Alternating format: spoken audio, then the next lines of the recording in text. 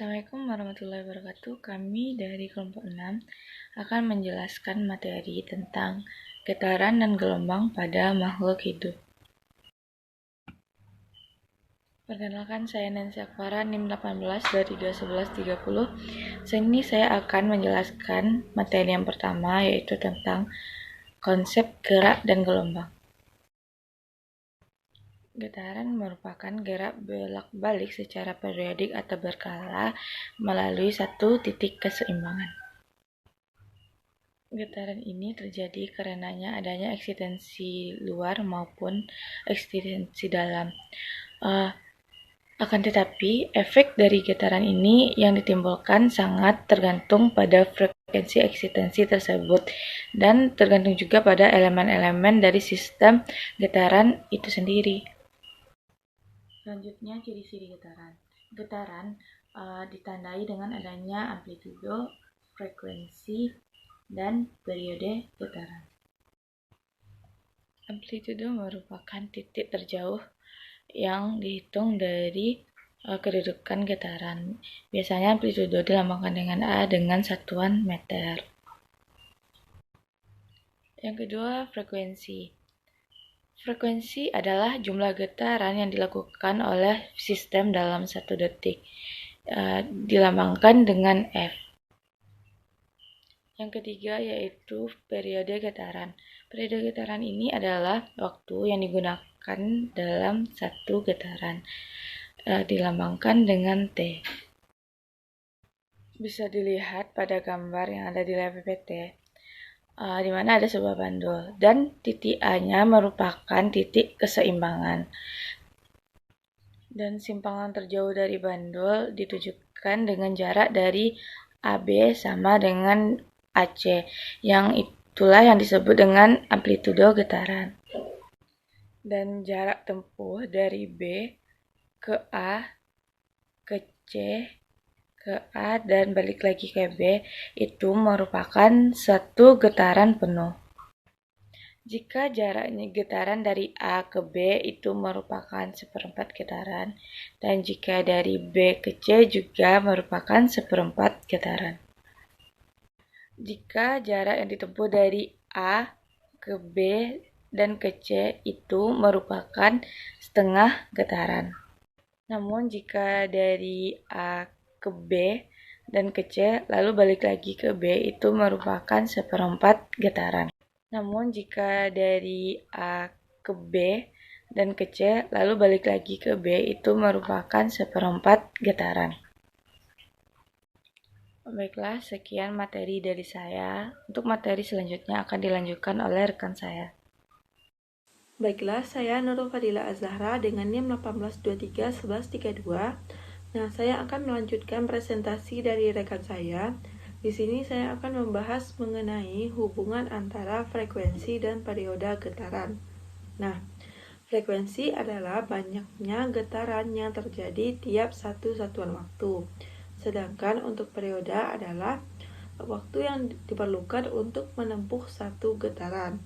Nah, jadi frekuensi itu dirumuskan dengan 1 dibagi dengan T atau 1 dibagi dengan periode.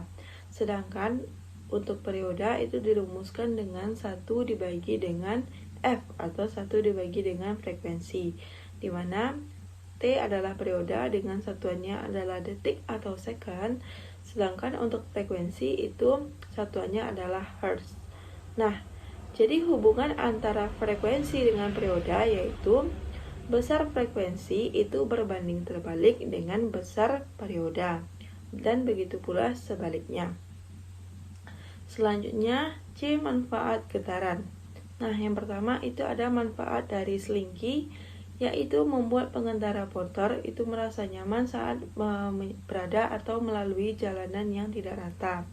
Yang kedua, dapat menghasilkan bunyi, dan yang ketiga, manfaat getaran yang ketiga yaitu pada bidang kesehatan itu dapat membakar lemak. Nah, selanjutnya contoh getaran dalam kehidupan sehari-hari. Nah, contoh getaran yang pertama itu pada sinar gitar yang dipetik. Yang kedua pada jam dinding itu yang memiliki bandul yang sedang bergoyang, maka dia akan bergetar. Yang ketiga itu pada ayunan anak-anak yang sedang dimainkan. Yang keempat, mistar plastik yang dijepit salah satu ujungnya, lalu ujung yang lain itu diberi simpangan dengan cara menariknya, kemudian dilepaskan tarikannya, maka mistar tersebut akan bergetar. Dan contoh yang kelima yaitu pegas yang sedang diberi beban. Nah, yang kedua itu ada gelombang. Gelombang didefinisikan sebagai energi getaran yang merambat.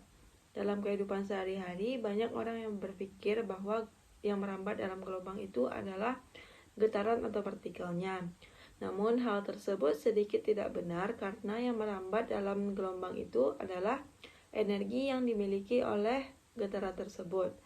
Dan dari sanalah muncul kesimpulan bahwa medium yang digunakan gelombang untuk merambat itu tidak ikut merambat. Nah, terjadinya gelombang itu gelombang terjadi karena adanya usikan yang merambat. Menurut konsep fisika, cerminan gelombang merupakan rambatan dari usikan, sedangkan mediumnya itu tetap. Jadi, gelombang merupakan rambatan perpindahan energi tanpa diikuti perpindahan massa mediumnya. Nah, gejala mengenai gerak gelombang itu banyak dijumpai dalam kehidupan sehari-hari. Seperti contohnya, gelombang yang dihasilkan oleh sebuah benda yang dijatuhkan ke dalam air. Nah, seperti contohnya saat melemparkan batu ke dalam air, maka akan terjadi gelombang. Nah, baiklah, sekian presentasi dari saya. Selanjutnya akan dilanjutkan oleh rekan saya. Baiklah, saya Nadifa Norisman dengan NIM 18231129 akan menjelaskan materi selanjutnya, yaitu mengenai penggolongan gelombang. Berdasarkan medium perambatannya, gelombang dibedakan menjadi dua. Yang pertama, gelombang mekanik, yaitu gelombang yang memerlukan medium untuk perambatannya, misalnya gelombang air, gelombang bunyi, gelombang tali. Yang kedua, gelombang elektromagnetik, yaitu gelombang yang tidak memerlukan medium perantara, misalnya gelombang cahaya, TV, gelombang radio, dan gelombang elektromagnet. Selanjutnya yaitu gelombang berdasarkan arah rambatnya. Berdasarkan arah rambat gelombang, gelombang ini juga digolongkan menjadi beberapa, yaitu yang pertama gelombang longitudinal. Gelombang longitudinal adalah gelombang yang arah getarannya searah dengan arah rambatnya. Dalam gelombang longitudinal akan terjadi rambatan gelombang, bentuk rapatan dan denggangan. Yang kedua, gelombang transversal. Gelombang transversal adalah gelombang yang arah getarannya tegak lurus arah rambatnya. Contohnya yaitu gelombang tali, gelombang permukaan air, dan gelombang cahaya. Penggolongan gelombang selanjutnya yaitu berdasarkan dimensinya. Berdasarkan dimensi, gelombang dapat dibagi menjadi tiga. Yang pertama yaitu gelombang satu dimensi, yaitu gelombang yang merambat dalam satu arah. Contohnya gelombang tali, gelombang pada dawai, dan sejenisnya. Yang kedua yaitu gelombang dua dimensi, yaitu gelombang yang merambat dalam bentuk bidang. Contohnya gelombang pada permukaan air. Dalam hal ini merambatnya dalam bentuk persegi panjang. Yang ketiga yaitu gelombang tiga dimensi, yaitu gelombang yang merambat dalam ruang atau ke segala arah. Contohnya yaitu gelombang radio, gelombang mikro, dan gelombang cahaya. Materi selanjutnya yaitu persamaan gelombang. Persamaan kecepatan perambatan gelombang, yaitu kecepatan perambatan gelombang adalah satu panjang gelombang dibagi dengan periode. Secara matematis, kecepatan perambatan gelombang atau V dapat ditulis yaitu karena F sama dengan seperti, maka kecepatan perambatan gelombang juga dapat ditulis sebagai V sama dengan lambda per T, di mana V yaitu kecepatan perambatan gelombang dengan satuan meter, dan T periode gelombang dengan satuan sekon, F yaitu frekuensi gelombang dengan satuan hertz, dan lambda yaitu panjang gelombang dengan satuan meter. Selanjutnya persamaan gelombang. Jika seutas tali yang cukup panjang digetarkan sehingga pada tali terbentuk gelombang transversal berjalan, gelombang merambat dari titik A sebagai pusat koordinat menuju arah sumbu X positif. Jika titik A telah bergetar secara periodik selama T sekon, simpangan gelombang di titik A akan memenuhi simpangan getaran harmonik yang memenuhi persamaan Y sama dengan A sin 2 pi dikali theta, di mana Y yaitu simpangan gelombang dengan satuan meter, A yaitu amplitudo atau simpangan maksimum dengan satuan meter, theta yaitu kecepatan sudut dengan satuan rad per sekon, dan T yaitu lama getaran dengan satuan sekon. Materi selanjutnya yaitu sifat-sifat gelombang. Sifat-sifat gelombang yang pertama yaitu dapat dipantulkan atau refleksi. Pada proses pemantulan gelombang berlaku yaitu gelombang datang D, garis normal N, dan gelombang pantul P terletak pada satu bidang datar atau sudut datang. Kedua yaitu dapat dibiaskan atau refraksi. Di dalam pembiasan gelombang akan berlaku hukum Snellius yang berbunyi gelombang datang dari medium kurang rapat menuju medium lebih rapat akan dibiaskan mendekati garis normal, begitu juga sebaliknya. Yang ketiga yaitu dapat dipadukan atau interferensi. Interferensi adalah perpaduan antara dua buah gelombang atau lebih pada suatu tempat pada saat yang bersamaan. Interferensi dapat terjadi bila gelombang melalui selaput tipis atau celah ganda maupun kisi-kisi. Contohnya kepingan VCD yang ada warnanya. Selanjutnya yaitu dapat dilenturkan atau difraksi. Lenturan gelombang dapat terjadi jika gelombang sampai pada satu penghalang yang berupa celah sempit. Jadi, jika gelombang melewati cahaya sempit atau penghalang, maka titik-titik pada celah yang sempit itu akan menjadi sumber gelombang yang baru dan meneruskan gelombang itu ke segala arah. Yang selanjutnya yaitu dapat diserap arah getarannya atau polarisasi. Polarisasi hanya untuk gelombang transversal. Polarisasi berkaitan dengan arah getar gelombang, medan magnet, dan medan listriknya. Cahaya alam atau cahaya tampak termasuk gelombang transversal dan merupakan gelombang yang dapat terpolarisasi. Beberapa jenis bahan dapat mempolarisasikan cahaya dinamakan polarisator. Baiklah, sekian materi dari saya. Terima kasih. Bismillahirrahmanirrahim. Baiklah, perkenalkan saya Nilam Sehari dengan NIM 18231089 akan melanjutkan presentasi berikutnya, yaitu mengenai aplikasi getaran dan gelombang dalam kehidupan sehari-hari. Nah, yang pertama, teman-teman bisa melihat pada slide berikut ini, ya, di sana ada radio, di mana radio itu energinya adalah bentuk level energi elektromagnetik terendah dengan kisaran panjang gelombang dari ribuan kilometer sampai kurang dari 1 meter. Nah, penggunaan paling banyak itu memang digunakan untuk komunikasi biasanya, ya kan. Nah, terus juga digunakan untuk meneliti luar angkasa dan sistem radar.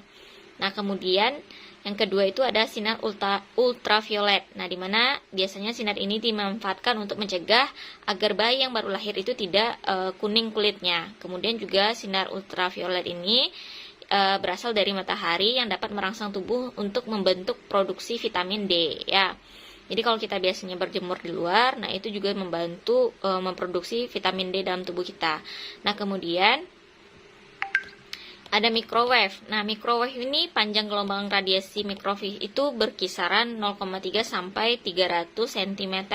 Nah, penggunaannya itu memang terutama di bidang kalau kita kenalnya memang bidang masak-masak, tapi ternyata juga ada di bidang komunikasi dan pengiriman informasi.